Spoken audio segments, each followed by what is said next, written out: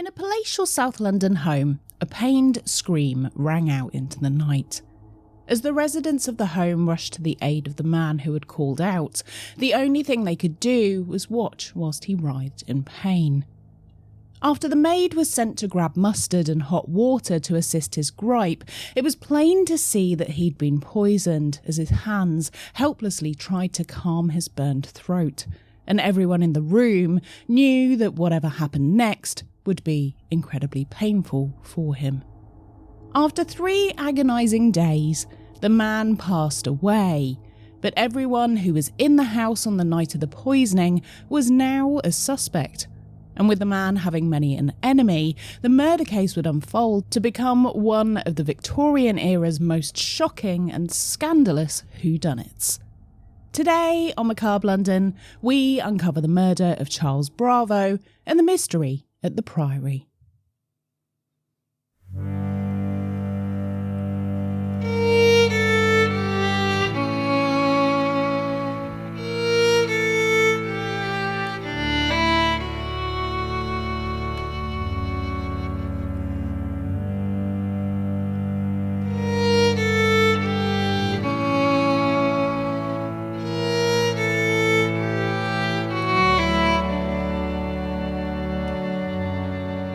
Everyone, and welcome back to another episode of Macabre London. I'm Nikki Druce, your host with a silent G, and today I'll be taking you on a journey down another of London's grimy back streets to uncover a macabre tale from the city's past. And this time, we're headed into perhaps the most captivating whodunit I've ever covered, and I'm hoping you can help me investigate, as it's a real mind scrambler. But first, if you're new here and you want to see more videos where we deep dive into historic tales from London's past and sometimes all over the world, then please don't forget to subscribe or follow so you never miss a new episode.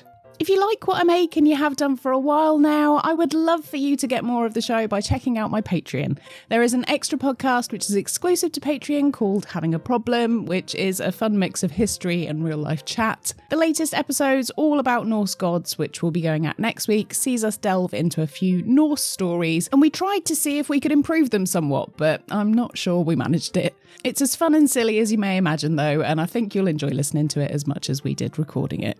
Patreon really is the best way to support what I make to make sure the show can continue, so why not take a look on patreon.com/Macabre London. I'd love to see you over there.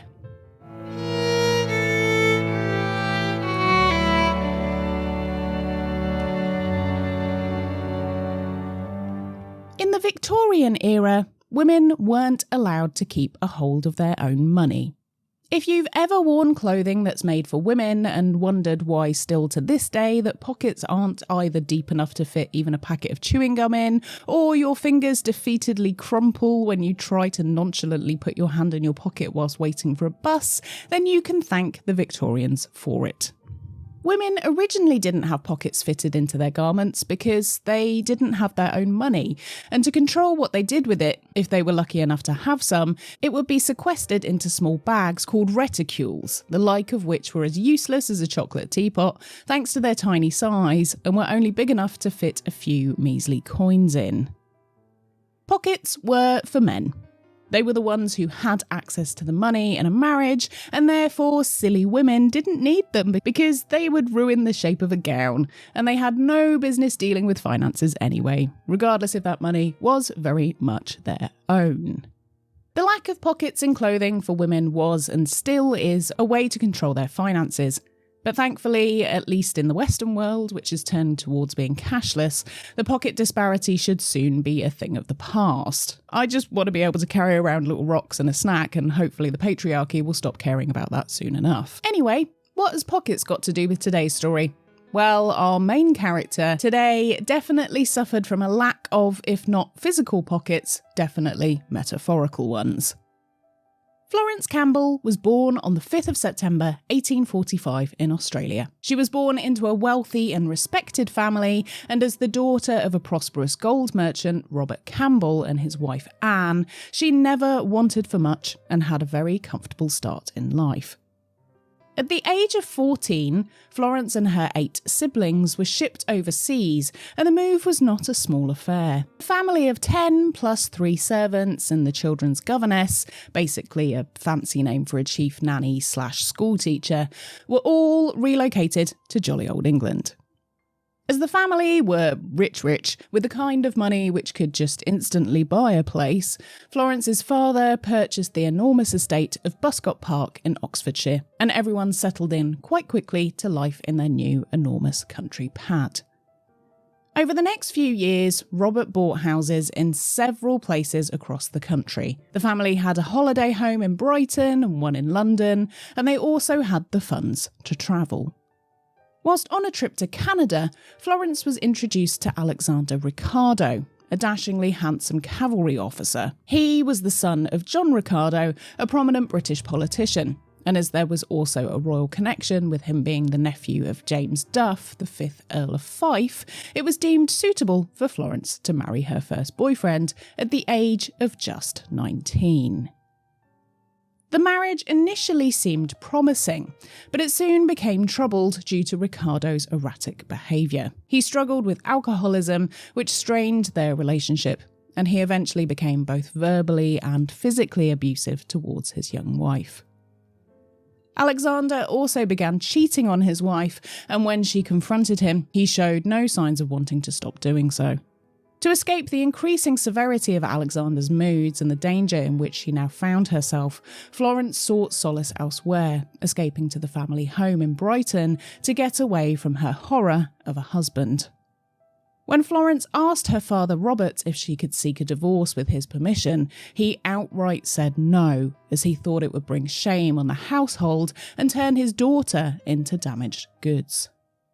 This meant that Florence was trapped in a loveless marriage which she couldn't escape, and her father valued the family's reputation over the safety of his daughter. Anne, Florence's mother, could see her daughter was suffering, and so she introduced her to a doctor in Brighton, James Gully. He suggested that Florence take a trip to the spa town of Malvern to take the waters, so she could rest and recuperate. Here he would make sure she was looked after and received the latest hydrotherapy treatments, which were favoured by other prominent and well-known Victorians, such as Bishop Samuel Wilberforce, evolutionist and naturalist Charles Darwin. Hopefully those two never met in the waiting room, the founder of nursing, Florence Nightingale, and the most famous of all Victorians, apart from the Queen, Charles Dickens. Now, what with Alexander having several affairs during their marriage, Florence took it upon herself to do the same. However, the man she chose was the doctor himself, and at 37 years her senior, with she aged 25 and he 62, the age gap was significant. And if the affair ever got found out, it would be the end for both of them. And you know exactly where this is going. Before the pair started their relationship, however, the treatment Florence underwent at Dr. Gully's centre also included a lot of talking therapy.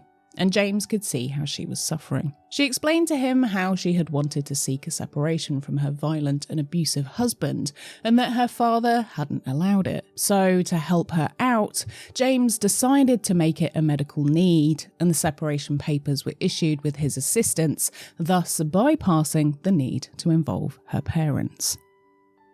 The separation papers were issued to Alexander, and he made a last-ditch effort to try and reconcile with Florence, but she was having none of it. The separation papers were finalised, and Florence was finally free. But Alexander had forgotten one vital thing in his alcohol-soaked days, which would go on to hugely benefit Florence. A short while after, Alexander made his way to Cologne in Germany and instantly moved in with a new girlfriend. She would wake one morning to find him dead, having passed away due to his alcoholism. Luckily for Florence, he'd forgotten to change his will.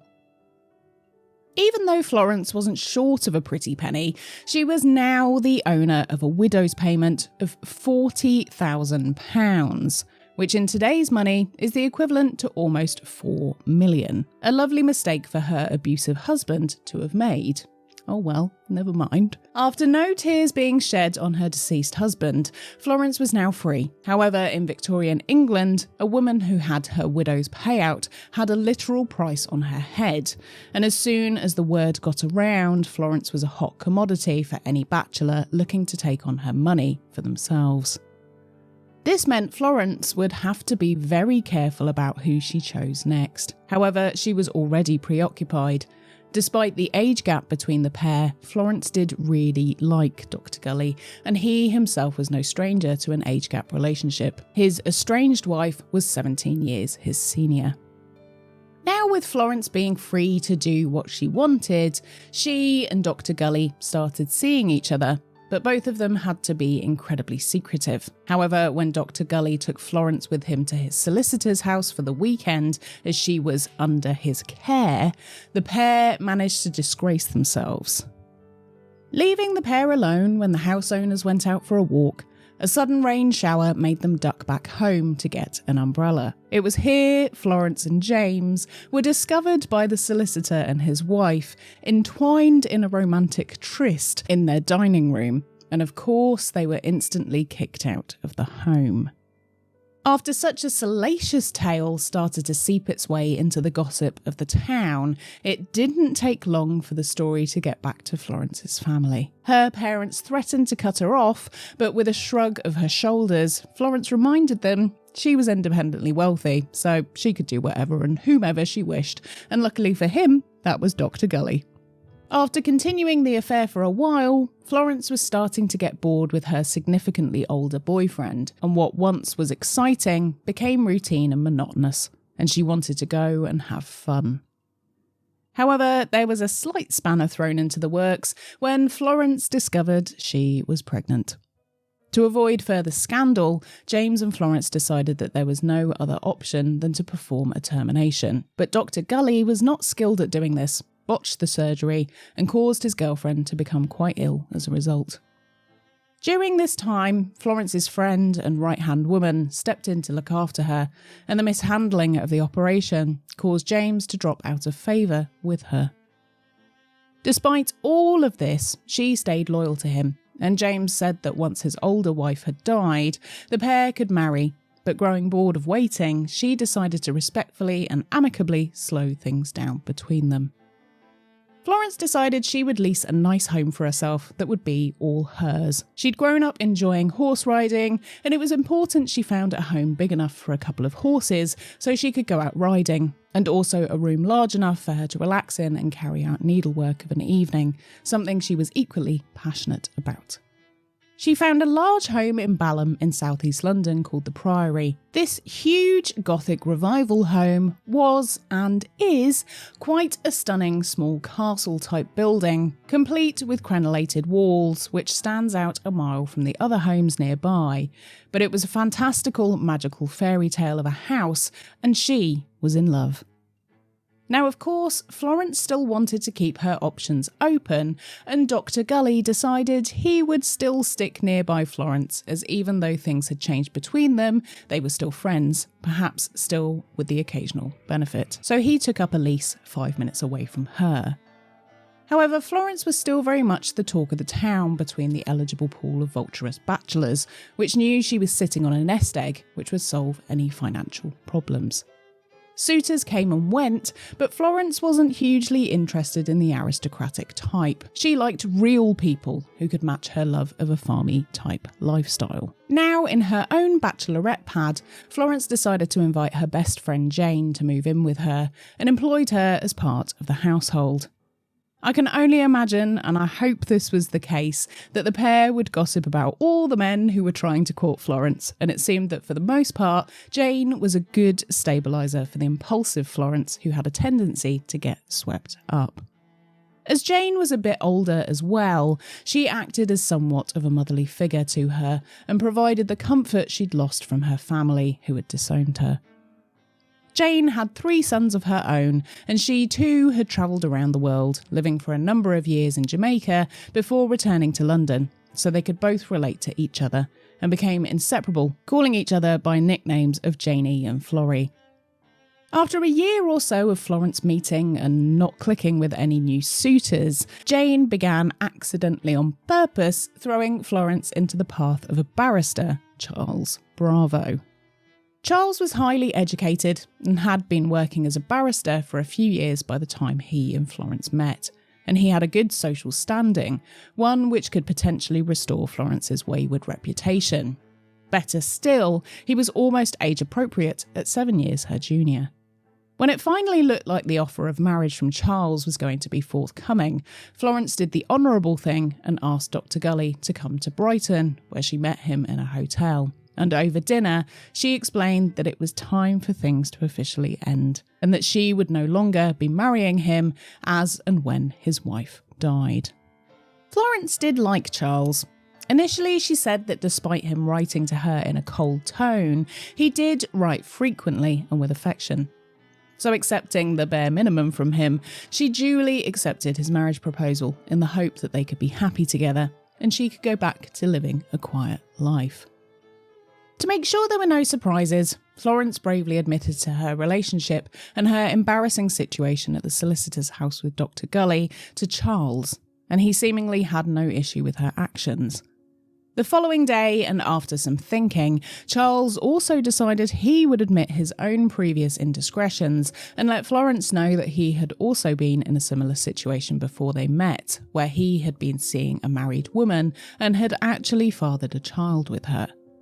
With their dirty laundry aired, they decided they would never speak of the incidents again, but in all reality, both of them would bear simmering resentments towards each other's ex-partners for long after their declaration to erase them from memory.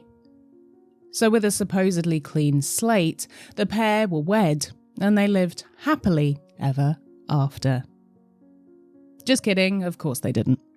Now, moved into his wife's home at the Priory, the initial first month or so of the relationship was going really well. Charles was doing well at work, and Florence was having a good time being at home and looking after her horses.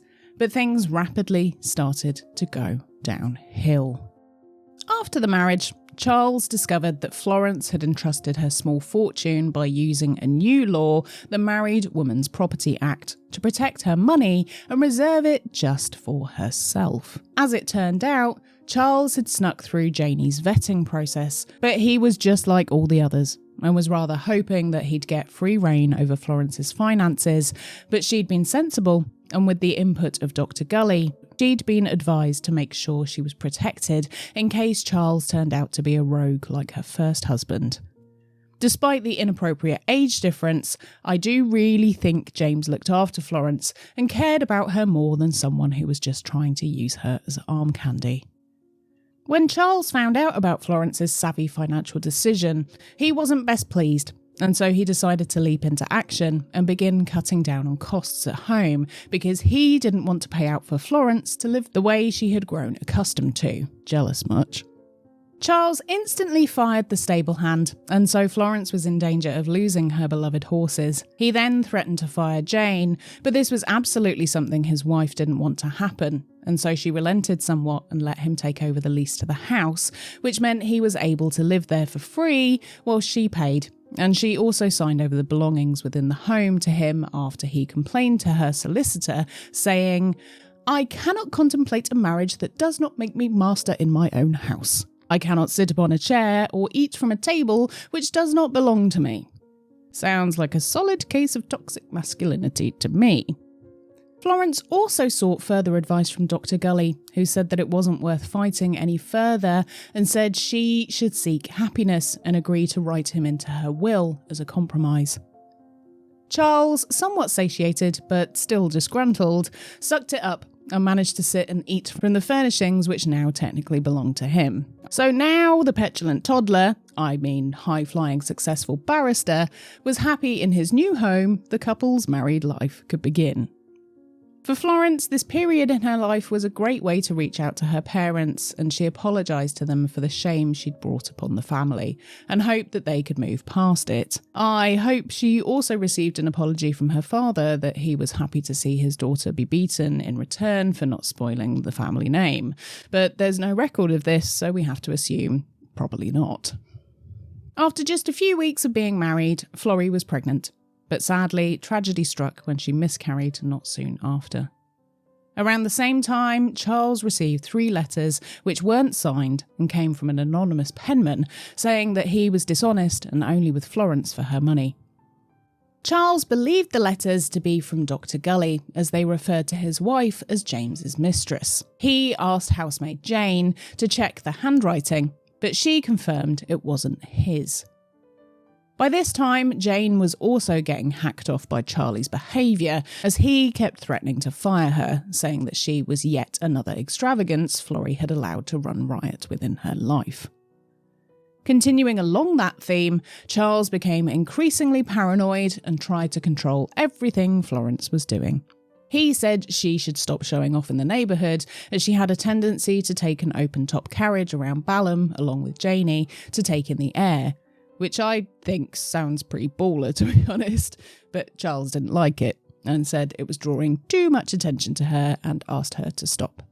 Now, you also have to remember that Dr. Gully was still living a few minutes' walk from the Priory, and so any time the married couple passed by, Charles would curse the doctor under his breath and was convinced the pair were still an item. Florence offered to buy out James's lease, but Charles didn't like the idea, and so they were stuck in a stalemate. Florence continued living her best life, spending her own money, and this incensed Charlie, and it meant that tensions were at an all-time high. After several weeks of fighting and bickering, Charles began to show his true colours when he slapped Florence during a row, and she fled the home, returning to the family estate in Oxfordshire. Whilst Florence was gone, Charles spoke openly to the house staff and let his true feelings be known to them about what he really thought about Florrie. He waxed lyrical to Janie about how he thought her best friend was a selfish pig, and bribed with drink, he began a tirade which was duly documented by Janie, popped in a letter and sent off to Buscott for his darling wife to read all about. Janie, looking out for her best friend, had knowingly stirred the pot in the hopes Florrie would separate from her husband, but all it did was result in Janie being fired when Charles found out. But kindly, he said she could stay on at the Priory until she found a new job. But now seems like a good time to step away from the toxic air of the residents of the Priory and have a coffee break with a delicious cup of London nootropics. And their delicious adaptogenic coffee, which has been reliably responsible for giving me a brain boost for the past few years now. And I'm so pleased to be sharing this with you once again. Now, it's no secret that I absolutely adore London Nootropics adaptogenic coffee. In fact, to start this sponsorship, I reached out to them in the hopes that they'd say yes, and I was delighted when they did because their product is fantastic. So what is adaptogenic coffee? Well, their specially formulated blends combine many incredible ingredients which get you firing on all cylinders, but without the jitters and lack of focus regular coffee does. Their 3 blends, Flow, Mojo and Zen, all act in the way the name suggests. If you're looking to tap into your hyperfocus, then Flow is for you. If you want some get up and go, then Mojo is your gal. And then Zen is a calm yet tapped in blend. Medicinal mushroom extracts are adaptogens. They help your body and mind adapt to physical, mental and emotional stressors. Blending them together with a fine microground coffee creates an earthy, delicious cup of coffee with additional health benefits. The microground coffee in their blends contains 6% freshly ground coffee, and the rest is spray-dried instant coffee powder and is tested for heavy metals, toxins and mould. They taste delicious, and I always find that I burn through my subscription way before the next one arrives because they are that good. So if that's not enough reasons alone to try it, then I have one more for you. I have a lovely discount code for you. Just head to londonnootropics.com and use the code Macabre at checkout to get 20% off your order. I personally have a subscription because that also gets you money off, and I find that the longer I've been drinking their adaptogenic coffee, the better the results. But equally, if you just want to give it a go, they do one-off boxes too. I have a mixed box subscription which is £24 a month, and it's worth every penny. So if you're looking to elevate your day and start on your shroom journey, then head to londonnootropics.com and don't forget to tell them I sent you by using the discount code, this is all capital letters, MACABRE at checkout for your exclusive 20% off. And if you do, let me know. I know you're going to love it. Thanks so much to London Nootropics for sponsoring today's episode. Now, let's get back into it. Just a few months into her new marriage, Florence was suffering from depression after she had lost her baby. And returning to the Priory only made things worse. Seeking the advice of a doctor, other than James this time, she was advised to go on a holiday to the seaside to get better. And I'm going to point this out. Please can we bring back prescriptions for holidays? I would very much like that. Thank you very much. When she told Charles she was going away, she was told that actually, no, she wasn't. And he, and now his mother, had said that Florence should basically be at home, as Charles said she needed to be pregnant again as soon as possible. Within a few weeks, she was once again pregnant. But again, a few weeks later, she very much wasn't. Having 2 back-to-back miscarriages made Florrie very unwell. And she once more was prescribed a holiday by the doctor, but when she sought permission from Charles to go, he lost his temper, told her she was being unreasonable, and slapped her across the face. He then threatened to take his own life and stormed off. By this point, Florence must have been hoping that there may be some conviction behind his words, but alas, there was not. However, she wouldn't have to wait long because in just a little over a fortnight, Charles would in fact be dead. After the pair had travelled into central London on the 19th of April 1876, they'd both gone about their respective affairs whilst out and about. Charles had gone to the bank and then to get his hair cut, and Florrie had gone to buy some hair lotion and tobacco, the latter of which she decided should calm down Charlie's constant temper he seemed to be in.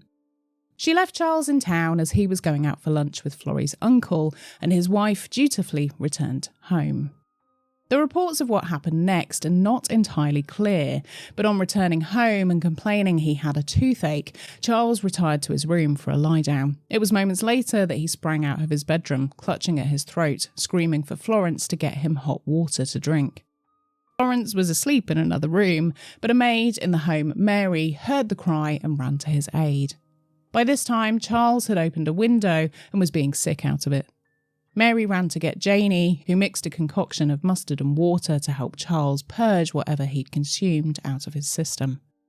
By this time, awoken by the commotion, Florence came running into the bedroom and saw Charles writhing in pain. She asked Janie to send for a doctor, but it took a while for one to arrive. Then, concerned the first wasn't getting there soon enough, she asked Mary to run to the nearest doctor in the area and ask for their assistance. By this time, Charles had fallen unconscious and wouldn't wake up. After the first and the second doctor arrived, they conferred and delivered the news that Charles had been mortally poisoned and that he would soon pass away. After visits by no less than 6 medical professionals over the course of 3 days, including Queen Victoria's own personal physician, William Gull, Charles fought for his life but lost. Charles drifted in and out of consciousness over his dying days, but Florrie stayed by his side until the very end. After just 5 months of marriage, Florence was made a widow for the second time. Charles, whilst he drifted in and out of consciousness, had been unable to allude to whom his killer may be, and this left a question mark hanging over his death. After a few days, the inquest into why and how Charles had died was started. The coroner looked over everything and said that Charles had been poisoned by a lethal dose of tartar emetic. At the time, tartar emetic was used as, rather ironically, a way to purge too much alcohol from the system, and too much of it could prove to be fatal. After the visit of the 6 medical professionals, the coroner took the word of all of their opinions and combined them. The inquest itself was carried out at the Priory, away from a public court, and on the advice of the advised verdict, Mrs. Bravo was asked to not attend.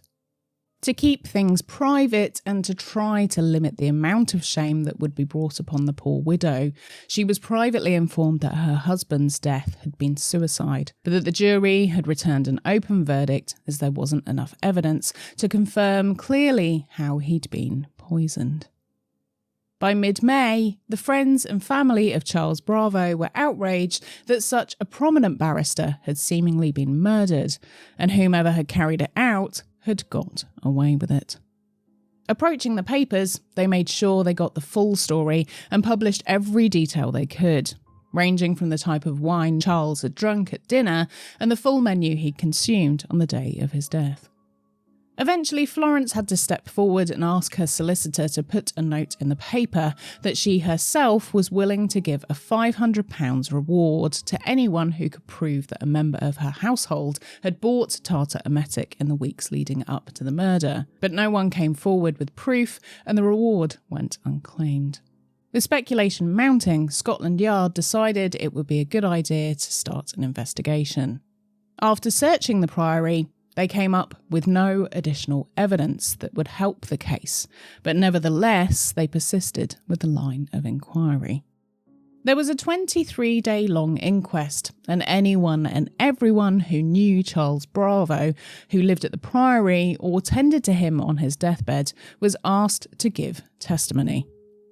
Florence herself was dragged over the coals by Charles's colleagues and friends, and they showed no mercy to the widow.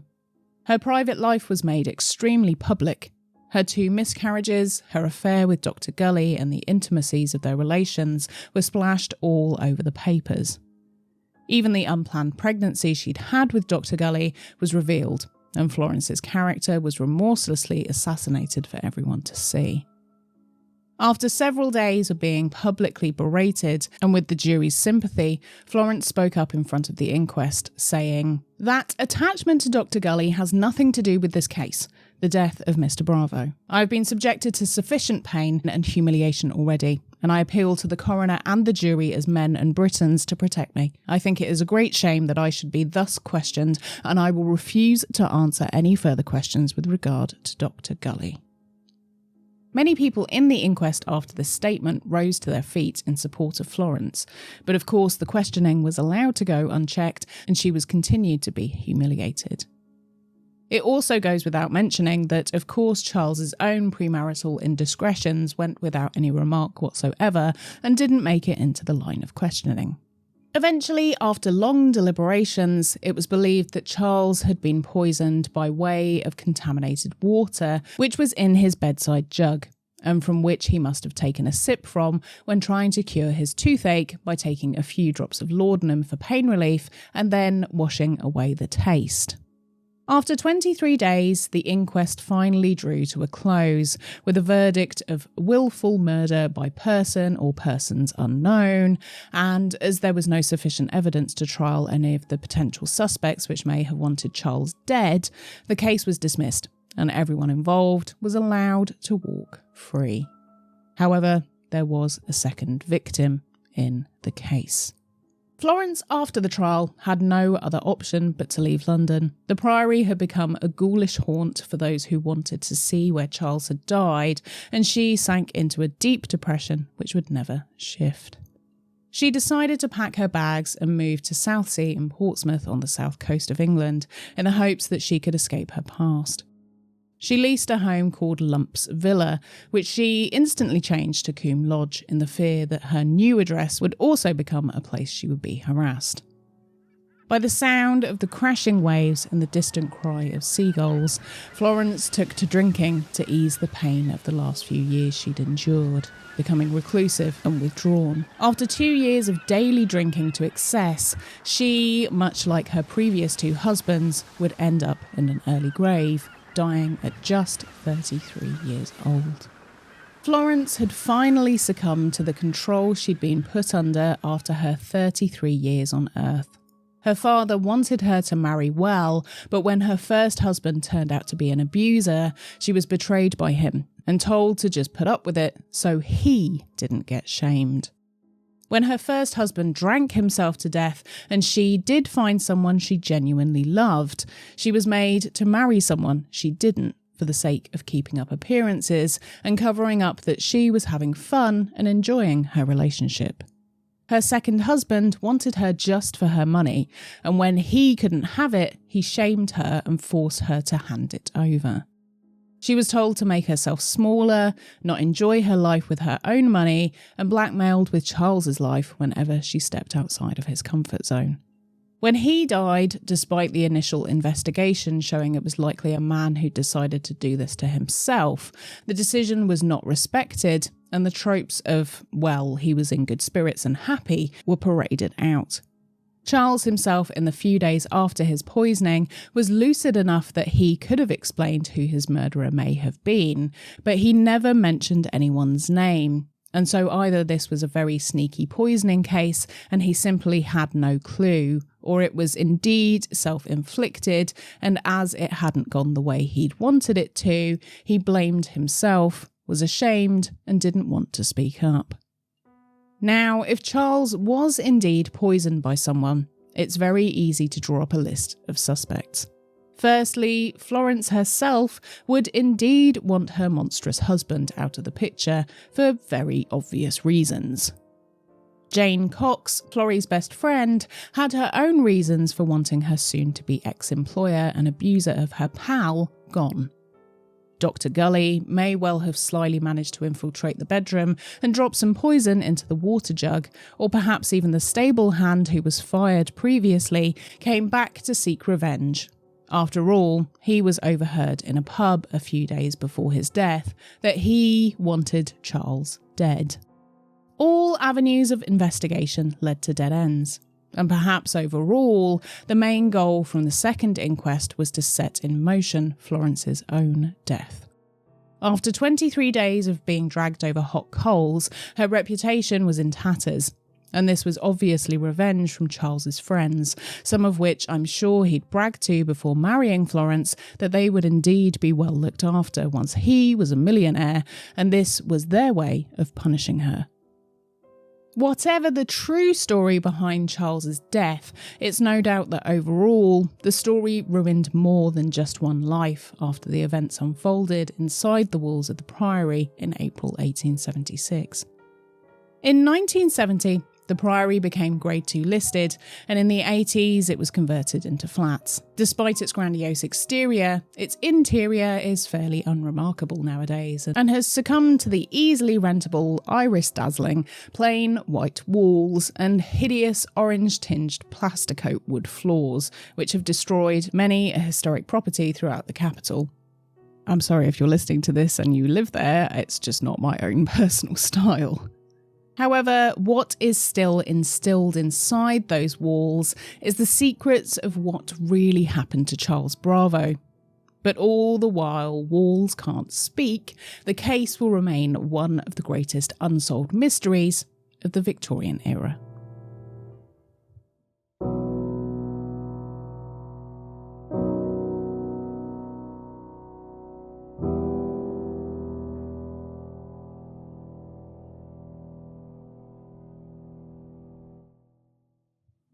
Every time I've told someone this story, they've always come up with a different theory about who done it and why, so I'd love to hear what your theory is, and do please let me know in the YouTube comments or on social media. Find me at Nikki Macabre London on Instagram and Macabre London on Twitter and TikTok. I've been putting a lot of effort into these episodes recently, so if you want to support me to help make them even better and to get extra content, check out my Patreon at patreon.com/Macabre London. There you can access my other podcast, Having a Problem, which airs on alternate weeks to when the main episode comes out. It's a lot of silly fun, and I think you'll enjoy it. If you're listening to the podcast, head over to YouTube to see the faces and places I talk about. Just search for Macabre London Podcast, and don't forget to say hi in the comments. A big thanks to my amazing top-tier Patreon producers, Christina, Christoph, Lisa, Mary, Ravel, Sally, Sam, Sarah, Terry, Teresa, and Veronica, and all of our other fantastic patrons. If you want your name read out in the episodes or listed in the show notes, join us on Patreon. I'd love to personally welcome you to the Ghoul Gang. Thanks for joining me for another macabre tale from London's past. I've been Nikki Druce. Remember to stay spooky, and I'll see you ghouls next time.